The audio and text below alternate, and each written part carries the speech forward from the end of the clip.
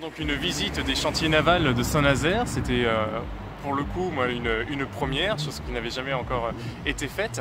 C'était également évidemment une visite très intéressante parce que ça nous a permis de comprendre quels étaient les enjeux actuels pour ce chantier qui est un fleuron de l'industrie française. Il faut savoir quand même que ces chantiers ont pu avoir notamment un essor assez historique et économique du fait des politiques qui ont été décidées dès Napoléon III. C'est donc non seulement une identité, une histoire aussi à persévérer, et pour cela il faut évidemment que l'État joue son rôle, l'État stratège que veut mettre en œuvre Marine Le Pen. Évidemment, si l'État ne joue pas son rôle, eh bien malheureusement c'est les Italiens qui s'en sortiront gagnants, et peut-être même les Chinois à qui on a tendance à vendre parfois peut-être trop de brevets. La visite des chantiers navals de Saint-Nazaire a été très instructive pour plusieurs raisons, sur plusieurs plans. Elle confirme que nous, les Français, nous savons faire des choses. Nous savons à 80% aujourd'hui avoir le process de production qui est ici celui de la construction de transatlantique par exemple. Ça confirme autre chose, c'est que les sommes qui sont en jeu ici sont grandes, c'est vrai.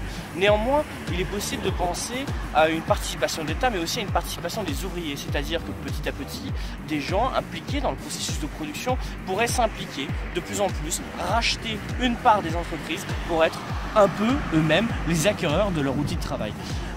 Troisièmement, ce qu'on pourrait dire, c'est que la France est un peu leader dans cette matière, puisqu'il n'y a que 3 chantiers navals en France, en Europe, qui peuvent produire des transatlantiques. Alors la visite a été très instructive et très intéressante, puisque cela nous a permis de comprendre pourquoi les chantiers sont dans cette situation aujourd'hui, quelles sont les possibilités de rachat par l'État, et ça nous a conforté dans notre position qui est celle de la nationalisation temporaire par l'État des chantiers navals pour éviter que les chantiers navals tombent dans l'escarcelle de Fincantieri qui est, rappelons-le, un groupe dirigé, détenu par l'État italien.